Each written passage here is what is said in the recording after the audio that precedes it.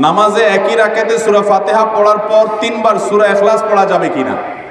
খুবই দরকারি একটা প্রশ্ন। সূরা ইখলাস কোরআনের এমন একটা সূরা, যেই সূরা শুধুমাত্র আমাদের আল্লাহর কথা বলা আছে। এই সূরাতে অন্য কোনো সাবজেক্ট নাই। এই সূরা শুধু কার আলোচনা আছে? এরকম আরেকটা সূরা কোরআনে নাই যে সূরা শুরু থেকে শেষ পর্যন্ত শুধু আল্লাহর গুণগান আছে, আল্লাহর বৈশিষ্ট্যের কথা আছে, আল্লাহর একত্ববাদের কথা আছে, অন্য কোনো সাবজেক্টই নেই। এটা সাবজেক্টই শুধু আল্লাহ তাআলা। এই জন্য এক সাহাবী এই সূরাকে খুব ভালোবাসতেন। তিনি মানুষের ইমামতি করতে গিয়ে সূরা ফাতিহার পরে অন্য যা পড়েন না পড়েন সাথে সূরা ইখলাস অবশ্যই পড়তেন। দুইজন সাহাবীর জীবনে এরকম ঘটনা পাওয়া যায়। একজন সম্ভবত মসজিদে কুবার বা এরকম কোনো মসজিদের ইমাম ছিলেন, আরেকজন জিহাদের ময়দানে এই কাজ করতেন। সাহাবীরা এসে বলছেন, ইয়া রাসূলুল্লাহ, উনি নামাজ পড়ালে অনেক লম্বা সময় ধরে সালাত আদায় করে, আমাদের কষ্ট হয়ে যায়। নবীজি ডেকে বলছেন, তুমি কেন এই কাজ করো? বললেন, ইয়া রাসূলুল্লাহ, সূরা ইখলাস, এখানে আমাদের রবের কথা বলা হয়েছে, আমার রবের পরিচয়ের উল্লেখ দেওয়া হয়েছে। এটার নামই সূরা ইখলাস, তাওহীদকে খালেজ করার সূরা, শিরক মুক্তির সূরা, আমার রবের গুণের সূরা। এখানে অন্য কারোর ইস্যু নাই, শুধু আমার আল্লাহর কথা বলা আছে। এই জন্য এই সূরার মর্মটা, এর অর্থটা আমাকে খুব স্পর্শ করে, আমার খুব ভালো লাগে। এই জন্য সূরা ফাতিহার পরে অন্য যা পড়ি না পড়ি, অতিরিক্ত সূরা হিসাবে, সূরা মিলানোর অংশ হিসাবে সূরা ফাতিহাটা আমি অবশ্যই পড়ি। নবী করিম সাল্লাল্লাহু আলাইহি সাল্লাম বলেছেন, এই সূরার ভালোবাসায় তোমাকে জান্নাতে নিয়ে যাবে।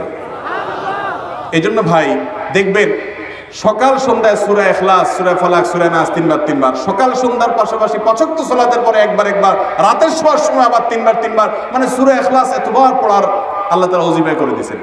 আমরাও সূরা ফাতিহা সবচেয়ে বেশি পছন্দ করি। এই মজলিসে যত লোক আছেন, আমার বিশ্বাস বেশিরভাগ মানুষ সূরা ইখলাসকে মহব্বত করেন, তবে সেটা ওই সাহাবীর মহব্বত করে না, নামাজ শর্ট করার জন্য। ঠিক না? অনেকে আছে দেখা যায় সূরা ইখলাস ছাড়া কিছু পড়ে না। কারণ কি? আয়তনে নামাজটা তাড়াতাড়ি শেষ করার জন্য। এইটার কারণে জান্নাতে যাবেন না, আবার খুশি হয়ে যায় না যে আমিও তো বেশি বেশি পড়ি। আপনার নিয়ত যদি হয়, মতলব যদি হয় নামাজ সংক্ষিপ্ত করা, তাহলে হবে না। এই জন্য ভাইরা আমার, সূরা ইখলাসটা নামাজের মধ্যে কেউ যদি পড়েন, বিভিন্ন রাকাতে সূরার মর্ম উপলব্ধি করে তিনি ইনশাআল্লাহ সওয়াব পাবেন। এই সূরার তাফসীর জানবেন। একদিন ইনশাআল্লাহ কোন একটা প্রোগ্রামে কোন আলেম থেকে সূরা ইখলাসের তাফসীরের উপর 1 ঘন্টা আধা ঘন্টা ওয়াজ শুনবেন, খুব গুরুত্বপূর্ণ।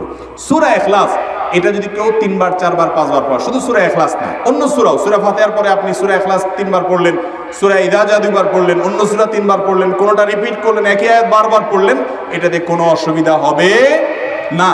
আপনি বারবার পড়তে পারেন, কোনো অসুবিধা হবে না ইনশাআল্লাহ। তবে লক্ষ্য রাখবেন, প্রথম রাকাতের চাইতে দ্বিতীয় রাকাতটা তুলনামূলক একটু ছোট হবে।